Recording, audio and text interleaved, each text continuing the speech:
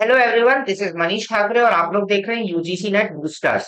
तो आज की इस पर्टिकुलर वीडियो में हम डिस्कस करने वाले हैं यूटिलिटी एनालिसिस को, है ना। कि हम किसी भी प्रोडक्ट की यूटिलिटी क्या होगी हमारे लाइफ में, उसको किस प्रकार से क्वांटिटेटिव फॉर्म में हम मेजर कर सकते हैं। ओके, तो यदि आप को यूजीसी नेट पेपर 1 या मैनेजमेंट के नोट्स चाहिए तो आप हमारे टेलीग्राम चैनल को ज्वाइन कर सकते हैं। इसमें आपको फ्री ऑफ कॉस्ट सारे के सारे नोट्स अवेलेबल हैं। ओके, तो आज की इस पर्टिकुलर वीडियो में हम बात करने वाले हैं यूटिलिटी एनालिसिस की, और इसके जो दो मुख्य मेथड्स हैं जो कि क्या है हमारा कार्डिनल यूटिलिटी और ऑर्डिनल यूटिलिटी मेथड, इन दोनों मेथड्स को हम जानेंगे। सबसे पहले जानते हैं कि यूटिलिटी एनालिसिस क्या होता है। यूटिलिटी एनालिसिस होता है कि जिस भी प्रोडक्ट की हमको हम कंज्यूम करते हैं उसका क्या यूएस, कितनी यूटिलिटी होगी हमारे लाइफ में, उसको हम क्वांटिटेटिव फॉर्म में मेजर करते हैं। ओके, इसको हम क्या बोलते हैं, यूटिलिटी एनालिसिस बोलते हैं। Utility analysis compares the cost and outcome, है ना। जो भी हम प्रोडक्ट खरीदते हैं उसकी कॉस्ट क्या है और उसका आउटकम क्या है, उसको हम मेजर करते हैं डिफरेंट यूनिट्स के थ्रू, है ना। इसको हम क्या बोलते हैं, ये डिफर करता है हमारे कॉस्ट बेनिफिट एनालिसिस के थ्रू, है ना। कि यदि हमने मान लीजिए कि 10 रुपए की पार्ले जी की बिस्किट खरीदे, कॉस्ट उसमें लगाया तो कितना बेनिफिट मुझे मिल रहा है, उसकी कितनी यूटिलिटी मैं यूटिलाइज कर पा रहा हूं अपने लाइफ में। ओके, खाने के बाद में मुझे कितनी यूटिलिटी उसकी महसूस होगी, इसको हम कैसे करते हैं, क्वांटिटेटिव फॉर्म में फाइंड आउट करते हैं। क्योंकि हम बात कर रहे हैं किसकी, इकोनॉमिक्स की बात कर रहे हैं। ये इकोनॉमिक्स में यदि हमको किसी भी प्रोडक्ट की यूटिलिटी निकालना है तो वो हम किस प्रकार से फाइंड आउट कर सकते हैं।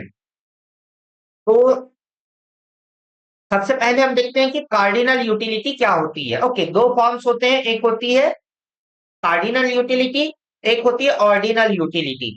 तो हम अभी स्टार्ट कर रहे हैं किससे, कार्डिनल यूटिलिटी से। तो कार्डिनल यूटिलिटी क्या बोलता है कि as per this approach it is possible for a customer to measure and express satisfaction in absolute value. जितना सेटिस्फेक्शन क्या आ रहा है किसी भी कंज्यूमर को, किसी भी चीज को कंज्यूम करके उसको हम किस चीज में बता सकते हैं, एब्सोल्यूट वैल्यू में बता सकते हैं। The unit to express utility is utils, है ना। कितनी यूटिलिटी होगी किसी एक पर्टिकुलर प्रोडक्ट की, उसको बताने के लिए हम जो यूनिट इस्तेमाल करते हैं वो क्या होता है, यूटिल्स होता है। One one unit of util is equal to 1 unit of money, है ना। 1 रुपए के कंज्यूम सामान कंज्यूम करने से हमको 1 यूटिल मिलता है।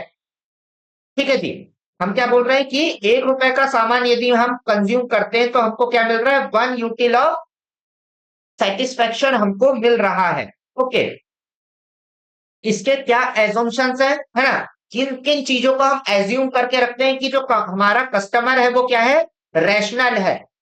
ओके, वो इम्पल्सिव बाइंग नहीं करता है, वो सोच समझ करके और फिर बाइंग करता है। ठीक है, गुड्स गिविंग हायर सेटिस्फेक्शन, हम कौन सा सामान ज्यादा खरीदेंगे, जो सामान हमको ज्यादा सेटिस्फेक्शन प्रोवाइड करेगा उसको हम खरीदेंगे। ठीक है, customer income is limited, customer की इनकम कैसी है, लिमिटेड है। तो वो अपनी लिमिटेड इनकम में ज्यादा से ज्यादा यूटिलिटी पाने का ट्राई करेगा। यूटिलिटी इज मेजरेबल, यूटिलिटी जो है वो क्या है, मेजरेबल है, इसको मेजर किया जा सकता है। This approach depends on diminishing marginal utility. DMU का क्या मतलब होता है, डिमिनिशिंग मार्जिनल यूटिलिटी। इसको नोट डाउन करके रखिए, आगे जाकर के हम इसको समझेंगे। Okay, marginal utility of money does not change, है ना। अभी हम आगे जाकर के पढ़ेंगे कि मार्जिनल यूटिलिटी क्या होती है, वहां पर आपको ये बिल्कुल अच्छे से समझ में आ जाएगा। ओके, यूटिलिटी इज एडिक्टिव, है ना। यूटिलिटी क्या होती है, एडिक्टिव, एडिटिव होती है, मतलब कि आप यूटिलिटी को और ज्यादा बढ़ा सकते हैं, एडिटिव होती है ना। इसके बाद में क्या है, utility from one product depends on the utility consumed from other product, है ना। एक प्रोडक्ट की यूटिलिटी जो है वो दूसरे प्रोडक्ट की यूटिलिटी के ऊपर डिपेंड करती है।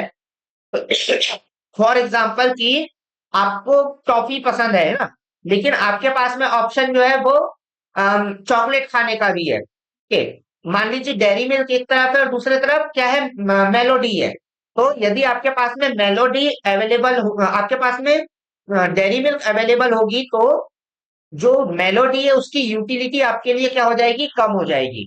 ओके, तो दूसरे प्रोडक्ट की अवेलेबिलिटी के ऊपर आपकी पहले प्रोडक्ट की यूटिलिटी डिपेंड करती है। एक प्रोडक्ट की यूटिलिटी दूसरे प्रोडक्ट के ऊपर डिपेंड करती है। ओके,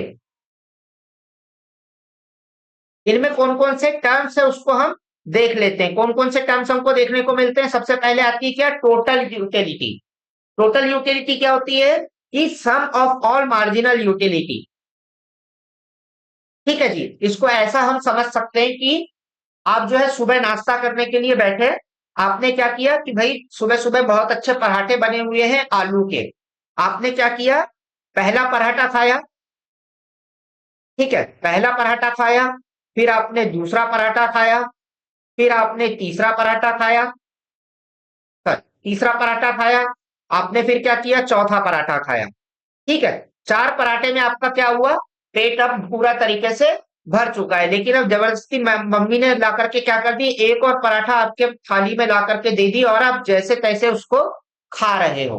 ओके, तो जो एक यूनिट ऑफ पराठा खाने से आपको यूटिलिटी मिलती है, वो मार्जिनल यूटिलिटी है। ठीक है, पहला पराठा खाने से जो यूटिलिटी मिली इंडिपेंडेंटली, दूसरा पराठा खाने से जो आपको इंडिपेंडेंटली एक यूटिलिटी मिली है, सेटिस्फेक्शन मिला है, वो क्या हो जाएगा, एक एक ये मार्जिनल यूटिलिटी हमारी कहलाएगी। और दूसरा क्या होगा, टोटल यूटिलिटी। टोटल यूटिलिटी क्या होगी, इन पांचों को खाने से आपको जो टोटल यूटिलिटी मिली है, टोटल सेटिस्फेक्शन मिला है, वो क्या हो जाएगा, टोटल यूटिलिटी हो जाएगी। ओके, तो क्या होगा कि भाई आप जब पहला पराठा खाओगे तो आपको थोड़ा सा सेटिस्फेक्शन मिलेगा, आप यहां से यहां तक के पहुंचोगे। ठीक है, इसके बाद में क्या होगा कि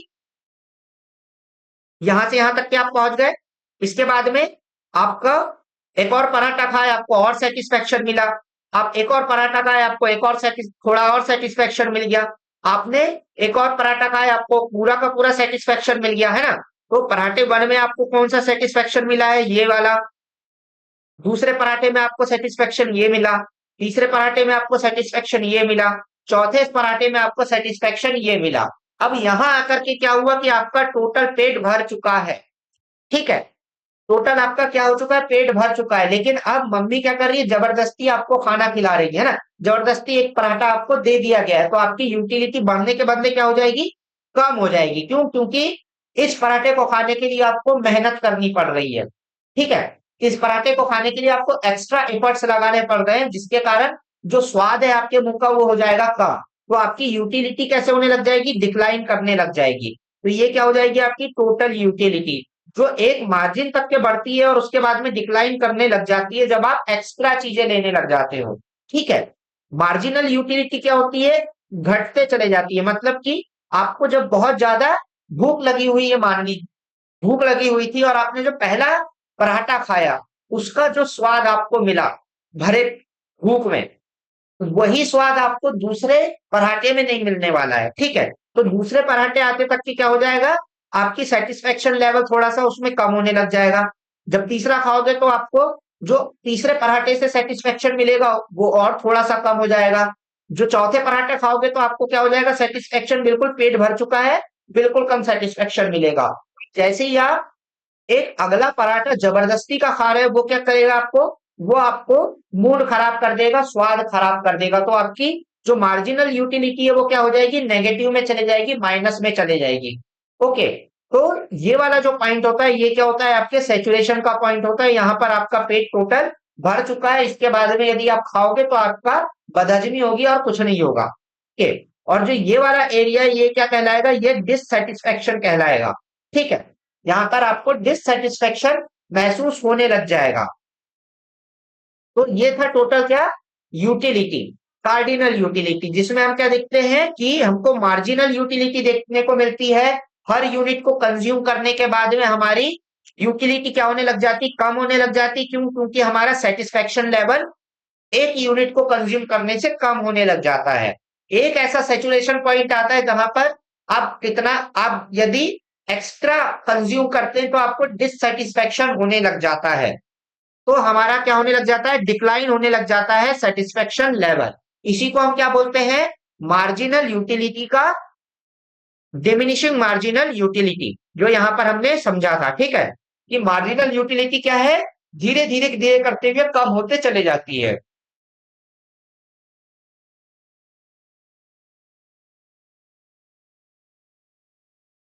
ठीक है, तो क्या क्या चीजें हमने पढ़ी, टोटल टोटल यूटिलिटी पढ़ी, जो कि सारे मार्जिनल यूटिलिटीज को हम ऐड कर देते हैं तो टोटल यूटिलिटी होती है। टोटल यूटिलिटी टर्म्स है रिलेटिव यूनिट, एक यूनिट को कंज्यूम करने के बाद में जो हमको यूटिलिटी महसूस होती है वो क्या होती है, मार्जिनल यूटिलिटी होती है। इंपॉर्टेंस क्या है इसका, इंपॉर्टेंस ये है कि ये हेल्प करता है हमको स्टडी करने के लिए कि कोई भी कंज्यूमर प्रेफरेंस किस प्रकार से लेता है या डिसीजन मेकिंग कैसे लेता है। और हेल्प क्या करता है कि ये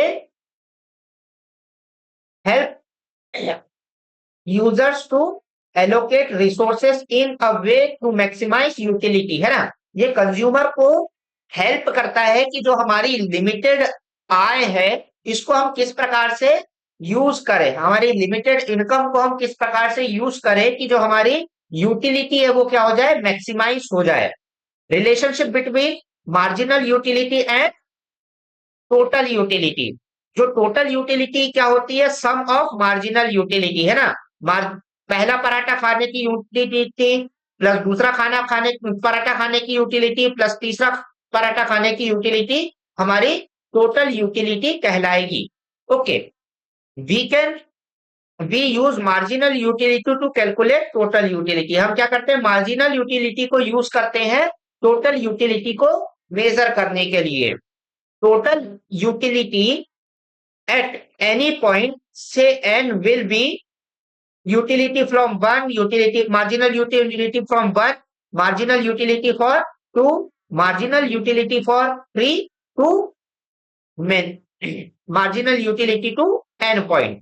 ठीक है जी, if marginal utility of an item is positive total utility will increase, है ना। जब तक के जो हमारी मार्जिनल यूटिलिटी कहाँ थी, पॉजिटिव में थी, हमारी टोटल यूटिलिटी बढ़ रही थी। और जैसे ही हमारी मार्जिनल यूटिलिटी कहाँ आई, नेगेटिव में आई, जैसी हमारी मार्जिनल यूटिलिटी कहाँ पर हमको देखने को मिल रही है, नेगेटिव में जा रही है, हमारी टोटल यूटिलिटी कहाँ जा रही है, डिक्लाइन की तरफ जा रही है। ओके,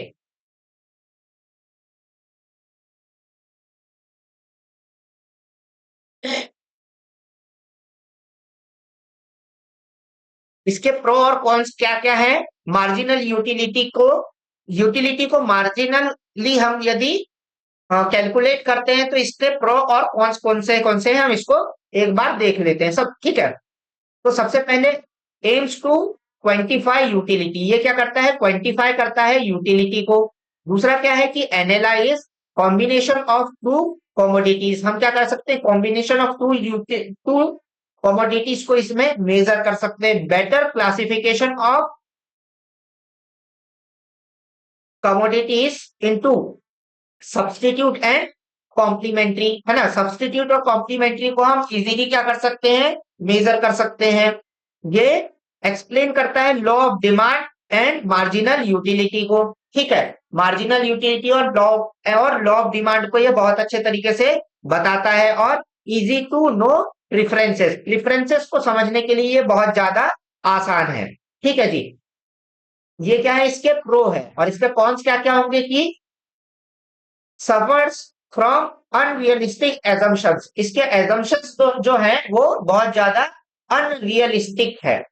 ठीक है, it occurs accurate way of, ये कोई एक्यूरेट वे नहीं है क्वांटिफाई करने के लिए सेटिस्फेक्शन को। ठीक है जी, कि सेटिस्फेक्शन हमको किसी प्रोडक्ट से कितना मिल रहा है उसको हम ये एक्यूरेटली मेजर नहीं कर सकता है। Hard to assign absolute value of utility, जो हमको यूटिलिटी मिल रही है उसका क्या एब्सोल्यूट वैल्यू होगा, है ना। कि भाई हमको मैं यदि क्या खा रहा हूं, मैं यदि कोई चॉकलेट खा रहा हूं तो मुझे उससे कितनी यूटिलिटी मिल रही है, और यदि मैं कोई बिस्किट खा रहा हूं तो उससे मुझे कितनी यूटिलिटी मिल रही है, इसको ये एब्सोल्युटली बताने में नाकाम है। ठीक है जी।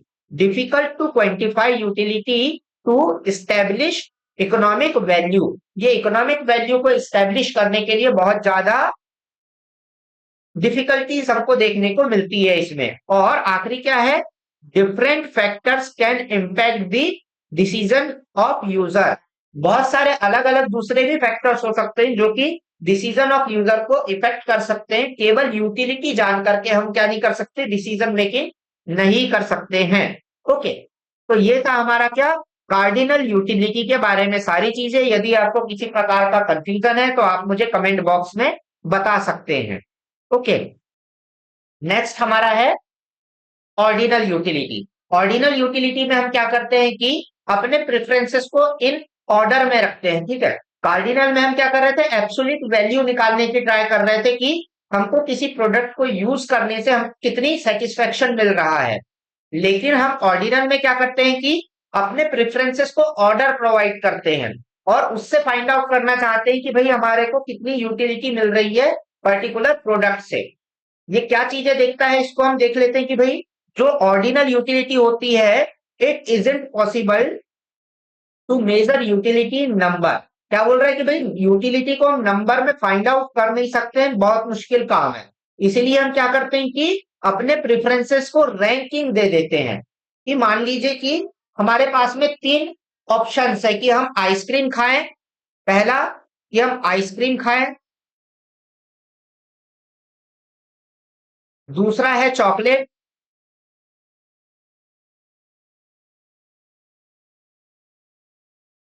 तीसरा है बिस्किट या कुकीज। ठीक है, तो अब आपके ऊपर यह है कि आप इसको किस सीक्वेंस में रखते हैं अपने प्रेफरेंसेस के हिसाब से। हो सकता है कि मैं रैंकिंग में सबसे पहली रैंकिंग किसको दे दूं, मैं फर्स्ट रैंकिंग दे दूं आइसक्रीम को, दूसरी रैंकिंग में दे दूं कुकीज को, और तीसरी रैंकिंग में दे दूं चॉकलेट्स को। ओके, हो सकता है कि आपके प्रेफरेंसेस कुछ और हो, है ना।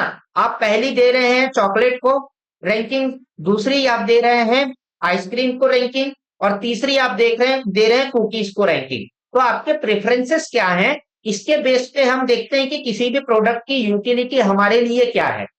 ठीक है, हम क्या देख रहे हैं कि हमारे लिए किसी भी प्रोडक्ट की यूटिलिटी कितनी है, उसको हम क्या दे रहे हैं, रैंकिंग दे रहे हैं अपने प्रेफरेंसेस के हिसाब से। क्यों, क्योंकि हमारे पास में पैसा जो है वो क्या है, लिमिटेड है। ओके, हमारे पास में जो इनकम है वो लिमिटेड है, इसीलिए हम मैक्सिमम सेटिस्फेक्शन लेने के लिए जो हम अवेलेबल ऑप्शन है हमारे पास में, उसको रैंकिंग्स प्रोवाइड करते हैं कि यदि मेरे पास में 10 रुपए रहेंगे और कोई प्रोडक्ट 5 रुपए का है तो मैं सबसे पहले क्या खरीदूंगा, मैं आइसक्रीम खरीदूंगा या मैं चॉकलेट खरीदूंगा या कुकीज खरीदूंगा। Okay, this approach believes that utility is psychological thing. ये क्या है, साइकोलॉजिकल थिंग है, आपके दिमाग के हिसाब से आपकी यूटिलिटी हो सकती है किसी भी प्रोडक्ट की। यूटिलिटी सब्जेक्टिव इन थिंग, है ना। कि भाई हम कार्डिनल में क्या बोल रहे थे कि 10 रुपए की यदि बिस्किट है तो वो 10 यूटिल्स देती है। ठीक है, तो वो सबको 10 यूटिल्स ही देगी। लेकिन ऑर्डिनल यूटिलिटी क्या बोलती है कि भाई तुम्हारे ऊपर है कि आप कितना यूटिलिटी मानते हैं किसी भी प्रोडक्ट की। हो सकता है कि मेरे लिए जो चीज बहुत ज्यादा सेटिस्फेक्शन देने वाली होगी वो दूसरे के लिए नहीं होगी। ठीक है, तो उसकी रैंकिंग में वो प्रोडक्ट नीचे आएगा और मेरे रैंकिंग में वो प्रोडक्ट ऊपर आएगा। Okay, also known as indifference curve analysis, इसको इंडिफरेंस कर्व एनालिसिस भी बोलते हैं। ठीक है, ये क्या क्या चीजें एज्यूम करता है, ये एज्यूम करता है कि जो हमारा कंज्यूमर है वो रैशनल है और मैक्सिमाइज करना चाहता है अपनी यूटिलिटी को in a limited income.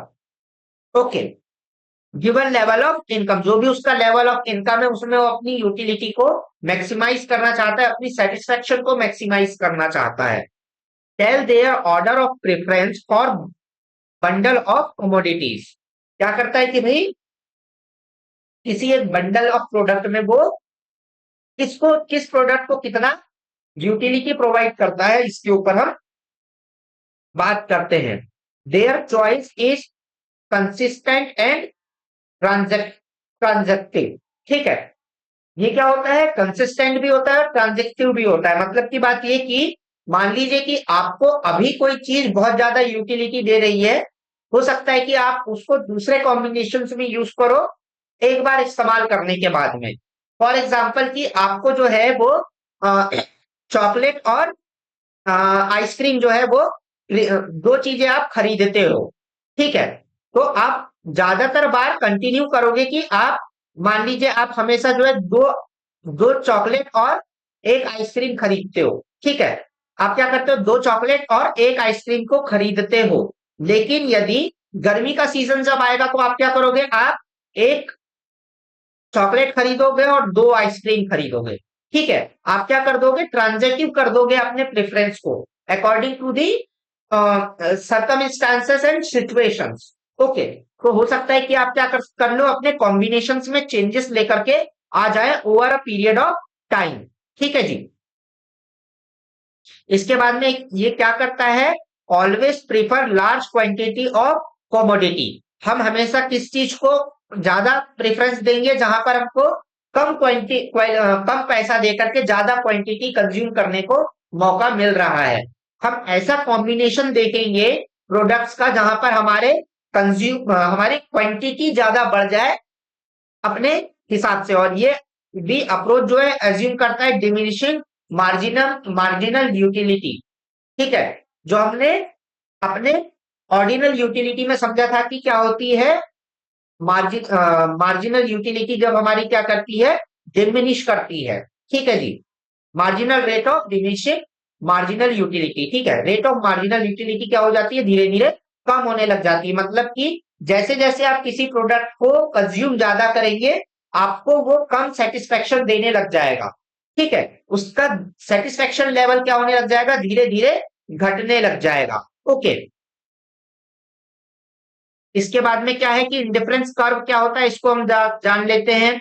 Indifference curve जो होता है वो क्या होता है, इंडिफरेंस कर्व इज इकोनॉमिक, किसने इंट्रोड्यूस किया था, एफ वाई एडवर्थ ने इसको इंट्रोड्यूस किया था इंडिफरेंस कर्व को। इंडिफरेंस कर्व क्या होता है, ग्राफिकल रिप्रेजेंटेशन होता है।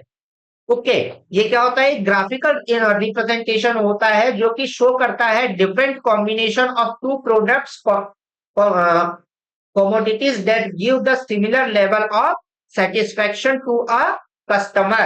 हम क्या करते हैं कि दो प्रोडक्ट की यूटिलिटी क्या होगी, उसके कॉम्बिनेशन में उसको हम ग्राफिकली रिप्रेजेंट करते हैं। आगे जाकर के मैं अभी आपको बताऊंगा। ठीक है जी, हम क्या कर रहे हैं कि यूटिलिटी को ग्राफिकली दिखा रहे हैं कि दो दो प्रोडक्ट के कॉम्बिनेशन को इस्तेमाल करके हम किस प्रकार से सेटिस्फेक्शन ले सकते हैं। Each point of indifference curve show the different consumption. हर एक पॉइंट जो कि इंडिफरेंस कर्व में होता है वो डिफरेंट कंजम्पशंस को शो करता है। Bits commodities of two combination of two commodities. Okay, also known as iso utility curve. इसको आइसो यूटिलिटी कर्व भी बोलते हैं। देखिए, ये होता है वो इंडिफरेंस कर्व। ठीक है, मान लीजिए कि आपके पास में दो प्रोडक्ट है जो कि आपको खरीदने हैं अपने पैसों से। मान लीजिए कौन कौन से प्रोडक्ट है, वो क्लोथ है, कपड़ा है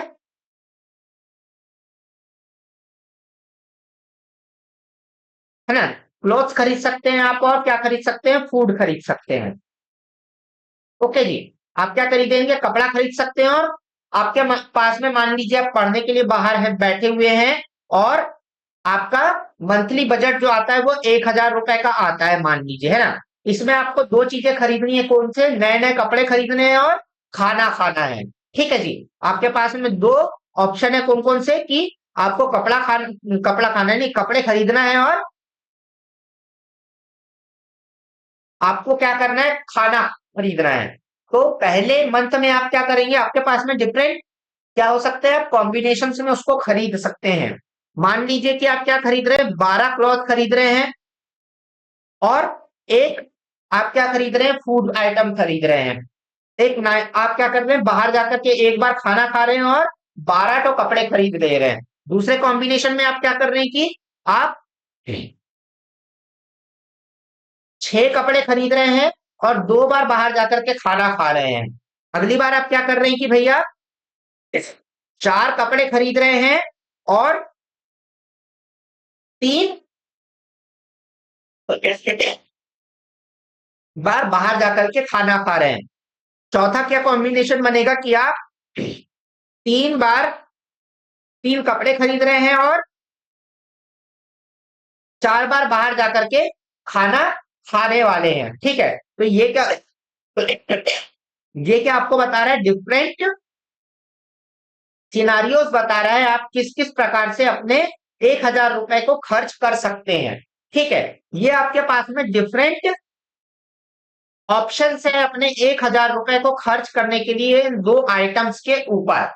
ओके, इससे हमको 2-3 चीजें क्या समझ में आ रही है, हमको 2-3 चीजें ये समझ में आ रही है कि सबसे पहले आपको यदि कपड़े से खाने में स्विच करना है तो आप क्या कर रहे हो, कितना आप सेक्रीफाइस कर रहे हो, अपने 6 कपड़ों को सेक्रीफाइस कर रहे हो। ठीक है, आपने 6 कपड़े सेक्रीफाइस किए ताकि आप एक क्लोथ को बढ़ा एक बार बाहर ज्यादा जाकर के खाना खा पाए। ठीक है, आप क्या कर रहे हो कि आपने एक बार बाहर जाकर के खाना खाने के लिए अपने 6 कपड़ों को कुर्बान कर दिए। ठीक है जी, फिर अगली बार आप क्या कर रहे हो कि आप एक बार ज्यादा बाहर जाने के लिए 2 कपड़ों को कुर्बान कर रहे हो। तो यहां पर एक 1+ हो गया, यहां पर भी 1+ हो गया। ठीक है जी, अगली बार आप बोल रहे हो कि नहीं यार इतना तो हम त्याग तपस्या नहीं कर सकते, हमको मैं सिर्फ एक कपड़ों का त्याग कर सकती हूँ एक बार ज्यादा बाहर जाने के लिए। ओके, तो आपका क्या हो रहा है, मार्जिनल जो यूटिलिटी है फूड की वो क्या हो रही है, घटते चले जा रही है। कैसे घटते चले जा रही है, क्योंकि जो आपका सेक्रीफाइस ऑफ क्लोथ्स है वो क्या हो जा रहा है, कम होते चले जा रहा है। पहली बार आपको फूड फूड बाहर जाकर के खाने के लिए आपने 6 क्लोथ्स की कुर्बानी दे दी। दूसरी बार के लिए आपने क्या किया, केवल 2 बार 2 ही कपड़ों का आप क्या कर सकते हैं, त्याग कर सकते हैं कि नहीं भाई हम पिछले बार 6 कपड़े खरीदे थे, इस बार 4 ही कपड़े खरीदेंगे और एक बार ज्यादा बाहर चले जाएंगे। अगली बार आप क्या बोल रहे हो कि भाई हम एक ही को जो दे सकते हैं, अपने कपड़े का त्याग कर सकते हैं और एक बार बाहर जा सकते हैं। तो ये क्या हो रहा है, हमारी मार्जिनल यूटिलिटी ऑफ फूड क्या होते जा रहा है, वो डिमिनिशिंग होते चले जा रहा है। और इससे जो ये कर्व बन रहा है वो क्या बन रहा है हमारा, ये बन रहा है हमारा इंडिफरेंस कर्व। ठीक है जी, आई होप कि आपको ये समझ आ गया हो। इससे हमको क्या समझ में आता है, इससे हमको समझ में आता है कि जो इंडिफरेंस कर्व है वो सिंपल तरीका है, दो डायमेंशनल ग्राफिक है, ग्राफ से 2 डायमेंशनल है जिसमें एक प्रोडक्ट 1 है और दूसरा क्या है, प्रोडक्ट 2 है, जिसमें हम क्या कर रहे हैं, देख रहे हैं कि 2 गुड्स हम ले रहे हैं, इकोनॉमिक वैल्यूज ले रहे हैं उसकी। Eight any point of the curve customer get the same level of the satisfaction of utility. यहाँ पे हमको क्या देखने को मिल रहा है कि हर पॉइंट में इसको जो ए पॉइंट रहेगा और जो बी पॉइंट रहेगा इसमें सेटिस्फेक्शन लेवल क्या है, हमेशा बराबर रहेगा। ठीक है जी, at any point of curve customer get the same level of satisfaction. जो सेटिस्फेक्शन क्या है, ए लेवल पर है is equal to B level हो जाएगा, is equal to C level हो जाएगा, is equal to D level हो जाएगा, is equal to E level है नहीं। ठीक है जी, तो ए बी सी डी हर लेवल पर जो सेटिस्फेक्शन लेवल रहेगा वो क्या रहेगा, बिल्कुल बराबर रहेगा। ठीक है, ये हेल्प करता है अंडरस्टैंड करने के लिए to you how user make choice, कि यूजर किस प्रकार से चॉइस बनाता है, इसको हम क्या करते हैं, समझते हैं। Income and substitution effect marginal utility theory. ठीक है, इसमें जो है इनकम और सब्स्टिट्यूशन जो है उसका इफेक्ट मार्जिनल यूटिलिटी थ्योरी के हिसाब से ही हमको देखने को मिलती है। ठीक है, slope downwards left to right, ये क्या करता है कि ये लेफ्ट से राइट को जाता है और स्लोप जो होता है वो कैसा होता है, डाउनवर्ड होता है। ये क्या होता है, कर्व। कर्व हमेशा कैसा होता है, कॉन्वेक्स होता है। ठीक है, ये कैसा होता है, हमेशा कॉन्वेक्स होता है, इस प्रकार का होता है, इस प्रकार का हमको देखने को नहीं मिलेगा। ठीक है जी। हायर जो कॉन्वेक्स जो क्या होगा, हायर इंडिफरेंस कर्व जो होगा वो हायर लेवल ऑफ सेटिस्फेक्शन देखने को मिलेगा। यदि हमारा अगला जो क्या है, इंडिफरेंस कर्व यहां बनता है, मतलब कि यहां पर आता है, तो ये वाला इंडिफरेंस कर्व में यहां से हमको ज्यादा सेटिस्फेक्शन लेवल देखने को मिलेगा। ये वाला जो पॉइंट होगा वो क्या होगा, हमेशा इस सी से ज्यादा सेटिस्फेक्शन हमको प्रोवाइड करेगा। जैसे जैसे हम इस साइड को जाएंगे हमारा सेटिस्फेक्शन लेवल क्या होगा, इंक्रीज होते हुए चले जाएगा। ओके। और true indifference curve never intersect, है ना, हमको कभी भी इस प्रकार का इंडिफरेंस कर्व देखने को नहीं मिलेगा जहां पर हमको क्या हो रहा है, यहां पर और यहां पर क्या कर रहे हैं, इंटरसेक्ट कर रहे हैं। इस प्रकार का किसी भी कोई भी हमारा क्या नहीं हो सकता, इंडिफरेंस कर्व नहीं बन सकता है। ओके।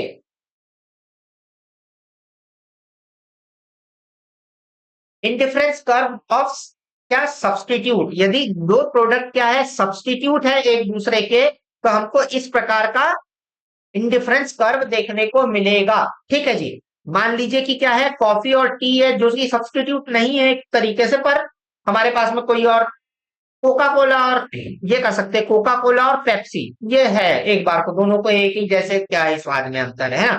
तो हम एक चीज को घटा करके दूसरी चीज जितनी भी बढ़ा ले उसमें कोई खास फर्क पड़ने वाला है नहीं, इसलिए हमको ये क्या देखने को मिलेगा, बिल्कुल परफेक्ट देखने को मिलेगी लाइंस। दूसरा क्या है आपका, कॉम्प्लीमेंट्री गुड्स। ओके। जो कॉम्प्लीमेंट्री गुड्स होते हैं वो क्या होते हैं कि एल साइज में हमको इनका इंडिफरेंस कर्व देखने को मिलता है। ओके। अब देखते हैं कि इंडिफरेंस मैप क्या होता है। इंडिफरेंस मैप होता है जहां पर हम डिफरेंट लेवल्स ऑफ सेटिस्फेक्शन देखने को मिलता है हमको। ठीक है जी। डिफरेंट लेवल ऑफ सेटिस्फेक्शन जहां हमको देखने को मिलता है एक साथ, जब हम सारा का सारा चीजों को प्लॉट करते हैं उसको हम क्या बोलते हैं, इंडिफरेंस मैप बोलते हैं। Indifference map, the graph of indifference curve for several utility levels, अलग अलग यूटिलिटी लेवल्स हम जब दिखाते हैं, है ना, of an individual customer is called individual indifference map. The points is different utility levels at each associated with the distinct indifference curve, and this indifference curve of the on the indifference map are like counter line on a topographical graphs। Okay. इसके बाद में जो एक important topic है वो क्या है, important topic है हमारा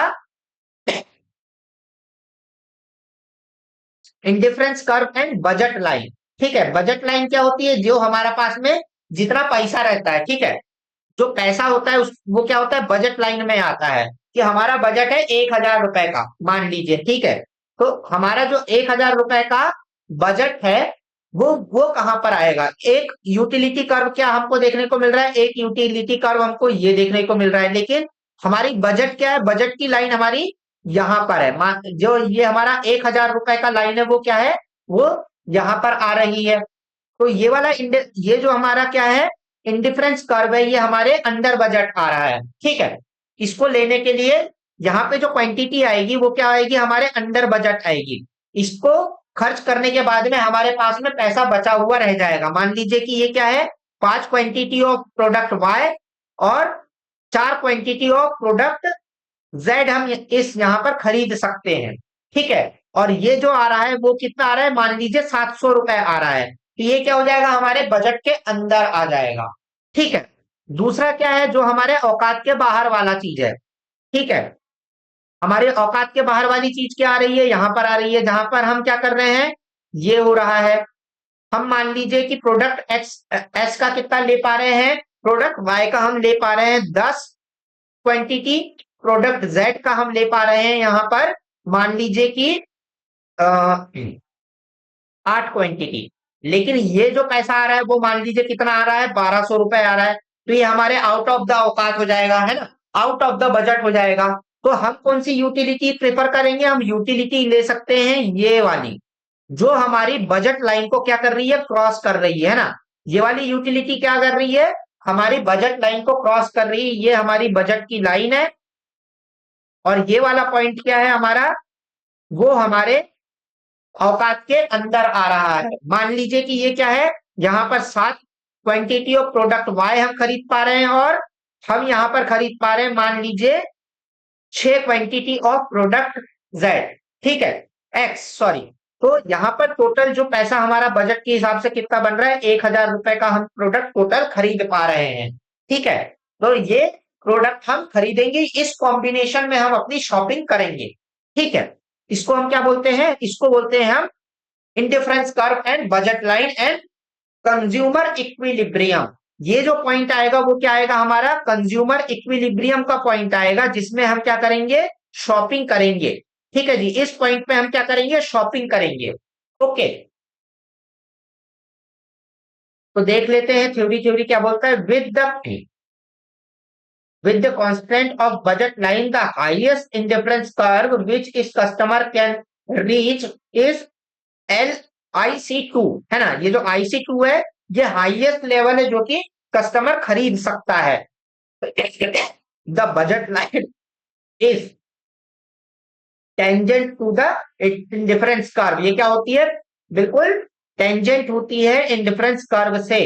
जो IC2 है हमारा, वो क्या है? हमारे पॉइंट ई जो होगा वो क्या हो जाएगा? पॉइंट ऑफ इक्विलिब्रियम होगा, जो कि हमारे बजट के अंदर भी आ रहा है, जो हमारी बजट लाइन को टच भी कर रहा है, और हाईएस्ट लेवल ऑफ हमको क्या दे रहा है? सेटिस्फेक्शन भी दे रहा है। तो ये पॉइंट को हम क्या करेंगे? चूज करेंगे, ओके। इसके बाद में क्या होता है? एक और कॉन्सेप्ट है, और वो क्या है? मोनो मोनो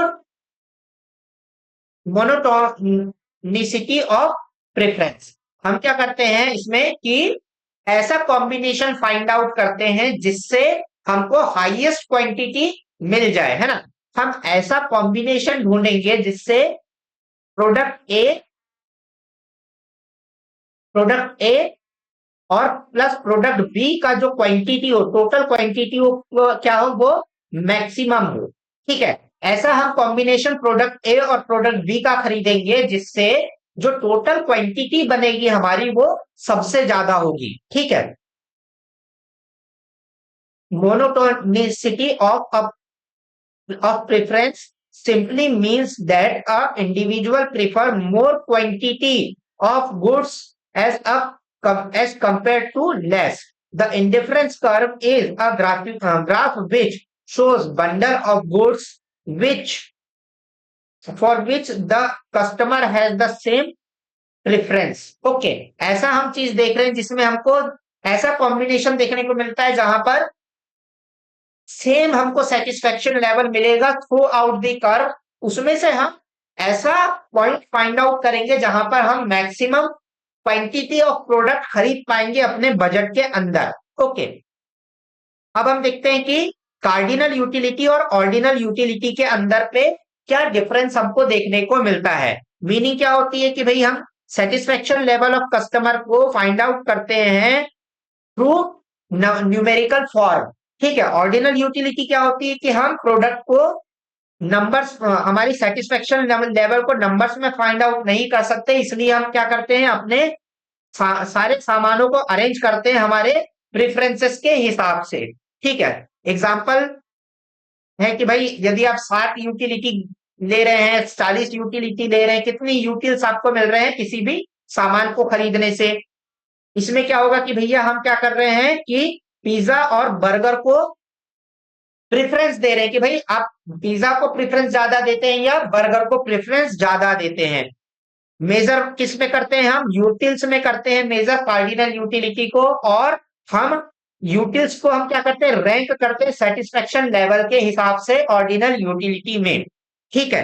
रियलिस्टिक ये कम प्रैक्टिकल है ना। कार्डिनल यूटिलिटी कम प्रैक्टिकल है, और जो हमारी ऑर्डिनल यूटिलिटी है वो क्या है? ज्यादा प्रैक्टिकल है। इसके बाद में ये इसका दूसरा नाम और क्या है? यूटिलिटी एनालिसिस है। और ऑर्डिनल यूटिलिटी का क्या दूसरा नाम है? इंडिफरेंस कर्व है, ठीक है, तो ये था हमारा टोटल यूटिलिटी को समझने के लिए। यदि आपको किसी प्रकार का कोई डाउट है तो आप मुझे कमेंट बॉक्स में बता सकते हैं। किसी और टॉपिक पे आपको यदि वीडियो चाहिए तो भी आप हमें कमेंट बॉक्स में बता सकते हैं। Thank you.